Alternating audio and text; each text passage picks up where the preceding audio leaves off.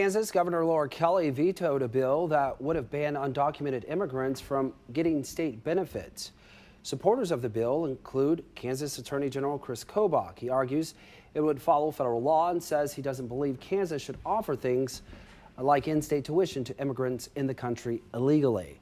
However, in a statement, Governor Kelly calls the bill cruel and argues the state should not punish kids for mistakes their parents made years ago. She also says Kansas needs young workers in the workforce to contribute to the state's economy.